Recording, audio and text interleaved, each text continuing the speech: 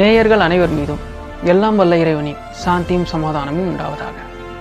ராஜீவ் கொலை வழக்கு இது 2வது பதிவு.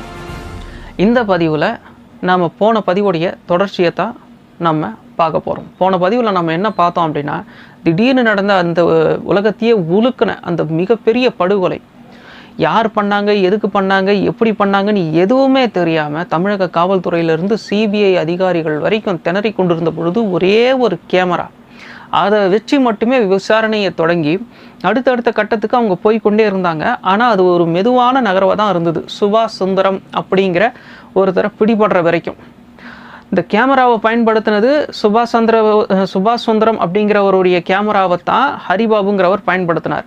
அப்போ ஹரிபாபுங்கிறவரை தேடி நம்ம போகும்பொழுது அவர் ஏற்கனவே அந்த குண்டு வெடிப்பில் இறந்துருந்தார். அவருடைய வீடு ஏழ்மையான வீடு. முதல்ல தேடும்போது எதுவுமே கிடைக்கல, வெறும் கையோடு வந்தாங்க காவல்துறையும் சிபிஐயும். ஆனால் திரும்பவும் சந்தேகப்பட்டு அந்த வீட்டு பின்பகுதியில் அகழ்வாராய்ச்சி செய்யும் பொழுது ஏராளமான பேப்பர்கள், ஏராளமான பில்லு, வவுச்சர், ரசீதுன்னு வந்து கொண்டே இருந்தது. இது எல்லாமே நம்மளுடைய விடுதலை புலிகளோடு இருந்த தொடர்புகளை காட்டக்கூடியதாக இருந்தது. இப்போ இந்த சூழ்நிலையில் தான் என்ன ஆகுது அப்படின்னா, அடுத்த கட்டத்துக்கு நகருது. சுபாஷ் சுந்தரம் மேலே ஒரு பார்வை வருது. இந்த சுபாஷ் சுந்தரம் யார் அப்படின்னு சொன்னால், ஹரிபாபு பயன்படுத்தின இந்த கேமராவுக்கு சொந்தக்காரர். முதல்ல ஹரிபாபு யாருன்னு எனக்கு தெரியாதுன்னு சொன்னவர் அடுத்தடுத்த நிகழ்வில் பதட்டத்தில் அவரே தன்னை வெளிக்காட்டி கொண்டதுனால வேற வழி இல்லாமல் சிபிஐ அவர் மேலே சந்தேகப்பட்டு விசாரணைக்காக கூட்டிட்டு போய் விசாரிக்க ஆரம்பிக்கும் பொழுது தான் பல பேர்கள் தெரிய வருது. காரணம் என்ன அப்படின்னா, ஹரிபாபு வீட்டில் கிடைச்ச அந்த தடயங்கள் இருக்கு பாருங்க, அந்த மண்ணுக்கு அடியில் கிடைச்ச பல தடயங்கள், அப்போ தான் புது புது பேர்கள்லாம் உள்ளேருந்து வெளியே வருது. என்னென்ன பேர்கள்லாம் வெளியே வருது அப்படின்னா, முருகன் அப்படிங்கிற பேர் அப்போ தான் வருது, பாக்கியநாதன் அப்படிங்கிற பேர் அப்போ தான் வருது. ஏராளமான பேர்கள் இப்படி வரும் பொழுது தான் தவிர அந்த பதுக்கப்பட்ட அந்த பேப்பரில் ஏராளமான கடிதங்கள் இருக்குது. அதில் ஒரு கடிதம் ஹரிபாபுவுக்கு அவருடைய காதலி எழுதின கடிதம்.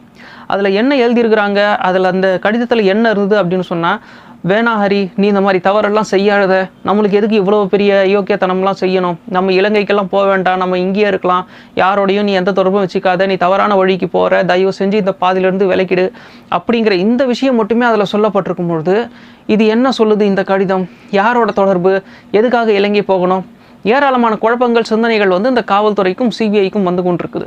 அப்போ இந்த அடுத்தடுத்து அந்த புது பேர் இருக்கு பாருங்க, அந்த பாக்கியநாதன், முருகன், அப்போ இவங்கெல்லாம் யார் அப்படின்னு சிபிஐ துருவி விசாரிக்கிறதுக்காக நம்ம பாக்கியநாதன், சுபாஷ் சுந்தரத்தை தனியாக கூட்டிட்டு போய் விசாரிக்கப்படும் பொழுது தான் பாக்கியநாதன் அப்படிங்கிற பேர் அந்த இடத்துல வருது.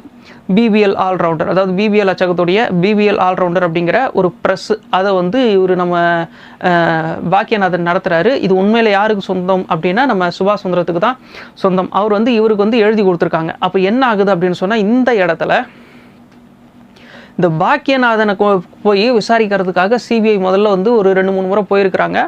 விசாரணை எதுவும் பெருசாக திருப்திகரமாக இல்லை. நீங்கள் யார் என்ன இதுன்னும் போது தன்னுடைய பேர், அதே மாதிரி 24 வயசுங்கிறாரு, பிகாம் பட்டதாரிங்கிறாரு, அம்மா மயிலாப்பூர் கல்யாணி நர்சிங் ஹோமில் நர்ஸாக பணிபுரிகிறாங்க அப்படின்னு சொல்கிறாரு, ஒரே ஒரு சகோதரி கூட இருக்காங்க அப்படின்லாம் சொல்கிறாங்க. இப்போ இந்த சமயத்தில் என்ன ஆகுது அப்படின்னு சொன்னால், தஞ்சாவூர் சைடில் தமிழக காவல்துறை ஏராளமான வாகனங்களை தணிக்கை பண்ணி கொண்டிருக்கும் பொழுது கோணேஸ்வரன் அப்படிங்கிற ஒருத்தர் சிக்கிறாரு, விடுதலை புலிய இயக்கத்தை சேர்ந்தவர். அப்போ அந்த கோணேஸ்வரனை நம்ம பிடிச்சி இவங்க விசாரணை செய்யும் பொழுது பாக்கெட்டில் ஒரு துண்டு சீட் இருக்குது. அந்த துண்டு சீட்டில் நளினி தாஸ் அப்படின்னு ஒரு ஃபோன் நம்பர், ஒன்று சிவராசா அப்படின்னு ஒரு ஃபோன் நம்பர், 2 ஃபோன் நம்பர் இருக்குது, நளினி தாஸ்ங்கிற அப்படிங்கிற பேர்லேயும் சிவராசா அப்படிங்கிற பேர்லேயும். அப்போ இது நளினி தாஸ் அப்படிங்கிறது யார் அப்படின்னு அந்த ஃபோன் நம்பரை செக் பண்ணாக்கா, அடையாறில் இருக்கிற அனபான் சிலிகான்ஸ் அப்படிங்கிற ஒரு நிறுவனத்துக்கு சொந்தமான ஃபோன் நம்பராக அது இருக்குது. அங்கே நளினி அப்படிங்கிற ஒரு பெண் வேலை செய்கிறாங்க. உங்களுக்கு புரியுதா? இப்போ இந்த நளினி இருக்காங்கள்ல 7 பேரில் இவங்க, இப்போ இவங்க அந்த கம்பெனியில் தான் வேலை செஞ்சுக்கிட்டு இருக்கிறாங்க. இப்போ அங்கே போய் விசாரிக்கும் பொழுது இவங்க எனக்கு ஒன்றும் தெரியாது, தாஸுங்கிறவர் யாராவது, தாஸுங்கிற அந்த பேர் மட்டும்தான் எனக்கு தெரியும், நான் அவர் என்னுடைய ஒரு சாதாரண ஒரு நண்பர் அவ்வளவுதான் அப்படின்னு அவங்க நாசுக்காக சொன்னோடனே, சரி ஒரு பெண்கிட்ட போய் இதுக்கு மேலே என்னத்தை விசாரிக்கிறது, தவிர ரொம்பவும் விசாரித்தோம் அப்படின்னு சொன்னாக்கா அவங்களுடைய எதிர்கால வாழ்க்கைக்கே பிரச்சனை ஆகிடும் அப்படின்னு சொல்லிட்டு காவல்துறை வந்துடுது. அப்போ இந்த இடத்துல என்ன நடக்குது அப்படின்னா, இன்னொரு ஃபோன் நம்பரை பார்க்கும்பொழுது அது போரூரில் இருக்கிற ஒரு மளிகை கடைக்காக இருக்குது.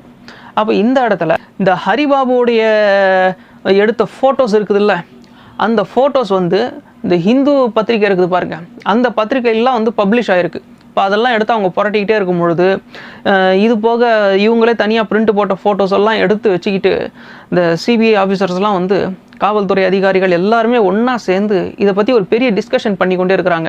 பாக்கியநாதன் வீட்டுக்கு போனது, சுபாஷ் சந்திர வீட்டுக்கு போனது, இந்த நளினியை போய் விசாரிச்சது, இப்படின்னு வந்து பார்த்து கொண்டே இருக்கும் பொழுது அந்த ஃபோட்டோவில் வந்து நளினியோடைய உருவம் இருக்குது. அதே மாதிரி இந்த நளினியோடைய பேச்செல்லாம் வந்துக்கிட்டே இருக்கும்போது இந்த பாக்கியநாதன் வீட்டில் போயிட்டு அடிக்கடி விசாரணை பண்ணியிருக்கிறாங்க பாருங்கள் காவல்துறையை சேர்ந்தவங்க. அந்த காவல்துறை அதிகாரி ஒருத்தர் என்ன பண்ணாருன்னா, டக்குன்னு இந்த பொண்ணை நான் எங்கேயோ பார்த்துருக்குறேனே அப்படிங்கிறாரு. அப்போ தான் சொல்கிறாரு, ஆமாம் இது பாக்கியநாதன் வீட்டில் நான் பார்த்தேனே அப்படிங்கிறாரு. அதாவது இந்த பாக்கியநாதன் வீட்டில் போய் விசாரிக்கும் பொழுது ஒரு அம்மா ஒரு சகோதரி அப்படின்னு தான் பாக்கியநாதன் சொன்னார். ஆனால் அந்த வீட்டில் இன்னொரு பெண் இருந்ததை காவல்துறை அதிகாரி யதார்த்தமாக அடிக்கடி பார்த்துருக்கிறார். 2-3 முறை விசாரணைக்கு போகும்போது தான் அப்போது அந்த பெண்ணை வந்து பார்த்துருக்கிறாரு. அந்த பெண் சகோதரின்னு இவர் வந்து பாக்கியநாதன் சொல்லவே இல்லை. ஆனால் இப்போ ஒரு விஷயம் என்ன தெரிய வருது அப்படின்னா, இந்த ஃபோன் நம்பர் இருக்கிற இந்த நளினியும் ஃபோட்டோவில் இருக்கிற இந்த நளினியும் இந்த பாக்கியநாதன் வீட்டில் இருந்ததை பார்த்தது இப்போ தான் இவங்களுக்கு தெரிய வருது. எல்லாருக்குமே அதிர்ச்சி. அப்படின்னா நளினி யார்? மறுபடியும் பாக்கியநாதன் வீட்டுக்கு அப்படின்னு பாக்கியநாதன் கிட்ட போய் இப்போ பேசும்பொழுது பாக்கியநாதன் அழுதுட்டார். உண்மையை மறைக்க முடியல ஒரு கட்டத்துக்கு மேலே. அப்போ அவர் என்ன பண்ணுறாரு அப்படின்னு சொன்னாக்கா, நான் இல்லைங்க, நான் உண்மையை சொல்லிடுறேன், நளினி வந்து என்னுடைய சகோதரி தான், நான் மறைச்சிட்டேன் அப்படின்னு சொல்லிட்டு பல விஷயங்களை அவர் சொல்லும் பொழுது இதுக்கு மேலே இவர் வந்துட்டு இங்கே உட்கார வச்சு பேசினா வேலைக்கு ஆகாது, நம்ம வந்து கைது பண்ணிக்கிட்டு தான் போய் ஆகணும் அப்படின்னு சொல்லிட்டு என்ன பண்ணார் அப்படின்னு சொன்னாக்கா, இந்த சிபிஐ வந்து வீட்டுக்கு கூட்டிகிட்டு போயிட்டு அவர் சாப்பாடு சாப்பிட்டுட்டு அரெஸ்ட் பண்ணுற ஒரு நேரத்தில் நம்மளை கைது பண்ண போகிறாங்க அப்படின்ற ஒரு அதிர்ச்சியில் இவர் தப்பிக்க முயற்சி பண்ணார். ஆனால் வேறு வழியில் காவல்துறை வந்து கைது பண்ணி சிபிஐ ஆஃபீஸுக்கு கூட்டிகிட்டு போயிட்டாங்க. இப்போ நளினியை வந்து பார்க்கணும் அப்படிங்கிறதுக்காக முயற்சி பண்ணிவிட்டு நேராக அந்த அனபான் சிலிகான்ஸ் அப்படிங்கிற அந்த அடையாறில் இருக்கிற அந்த நிறுவனத்துக்கு போய் பார்க்கும் பொழுது சிபிஐக்கு ஒரு அதிர்ச்சி. அவங்க நேற்றே ரிசைன் பண்ணிட்டு போயிட்டாங்க அப்படின்னு ரொம்ப நேக்காக இந்த இடத்துல வேலை பார்த்துருக்குறாங்க.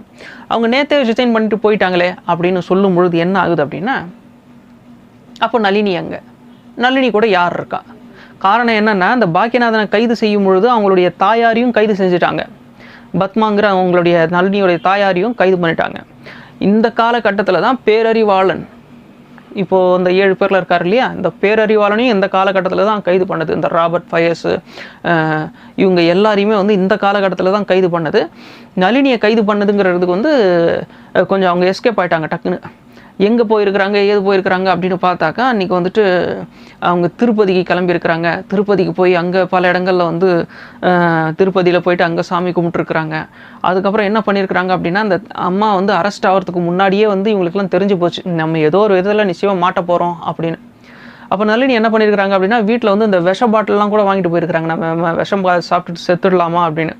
கடைசியில் இல்லை வேண்டாம், நம்ம வந்து தப்பிக்கிறதுக்கு முயற்சி பண்ணலாம் அப்படின்லாம் சேர்ந்து இந்த சிவராசா அப்படிங்கிறவர் கூட தப்பிக்க முயற்சி பண்ணியிருக்கிறாங்க. நளினி கூடவே ஒருத்தர் இருக்கார் எப்போவும், முருகன், நளினியுடைய காதலன். அப்போ இந்த விசாரணை வட்டம் அப்படிங்கிறது ஒரு சுருங்க ஆரம்பிக்கிற மாதிரியான ஒரு தோற்றம் வந்து இந்த சிபிஐக்கு வந்து அப்போ தான் வருது. நம்ம கிட்டத்தட்ட எல்லாரையும் நெருங்கிட்டோம் அப்படின்னு வந்து சிபிஐ வந்து நினைக்கிறாங்க.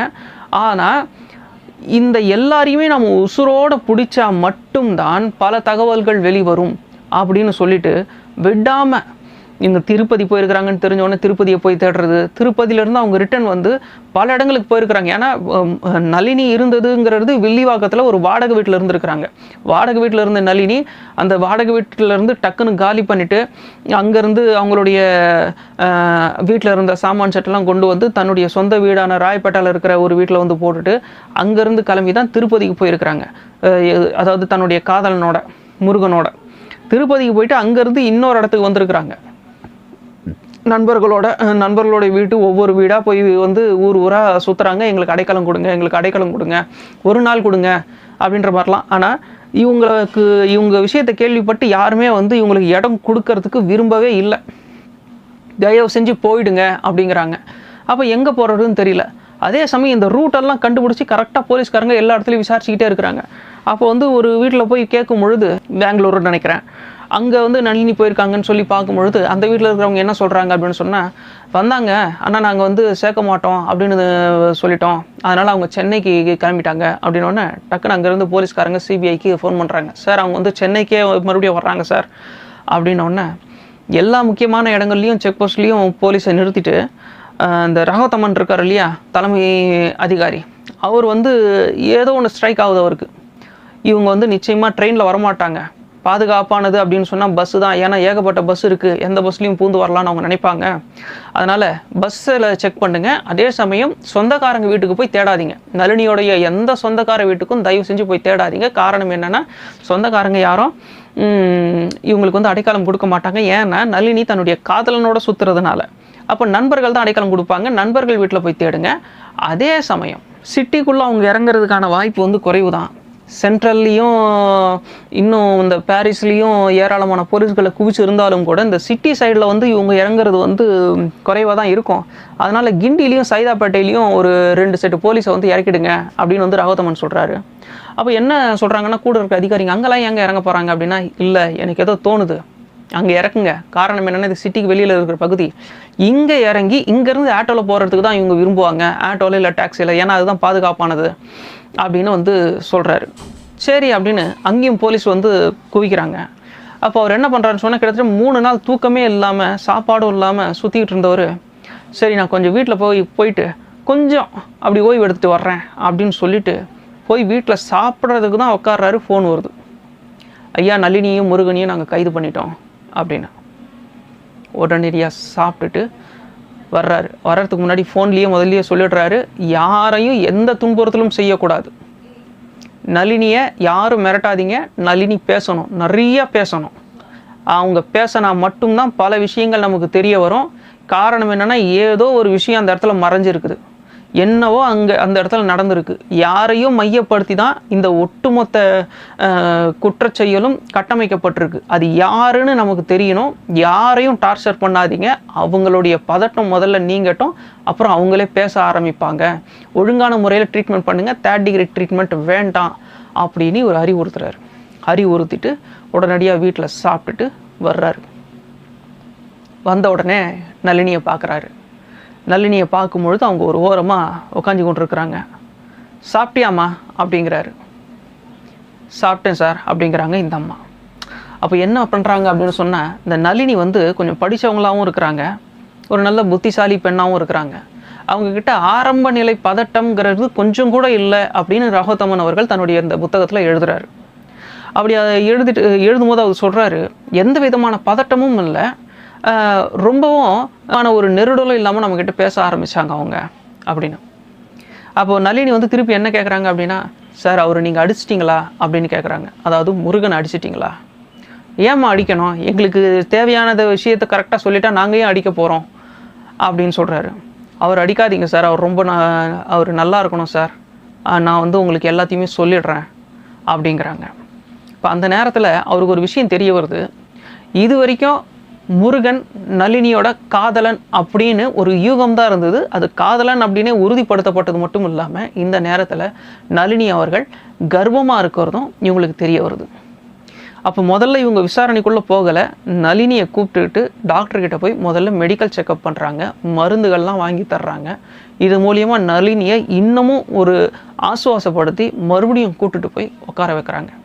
அப்போ இந்த இடத்துல நளினி வாயை திறக்கிறாங்க, சார் நான் எல்லாத்தையும் சொல்லிடுறேன் சார் அப்படின்னு. அப்போ அவங்க அதில் என்ன சொல்கிறாங்க அப்படின்னு சொன்னால், அந்த வாக்கு மூலம் எப்படி ஆரம்பிக்குது அப்படின்னு சொன்னாக்கா, உங்கள் பெயர் நளினி, வயது 27, என்ன படித்திருக்கிறீர்கள்? MA. என்ன வேலை பார்க்கிறீர்கள்? அனபான் சிலிகான் பிரைவேட் லிமிடெட் எனும் நிறுவனத்தின் நிர்வாக இயக்குனருக்கு PA-வாக இருந்தேன். இந்த வழக்கில் எப்போது கைது செய்யப்பட்டீர்கள்? 14/6/1991. உங்களிடம் பேசிக்கொண்டிருக்கும் நான் ஒரு போலீஸ் சூப்பர்டென்ட் என்பது உங்களுக்கு தெரியுமா?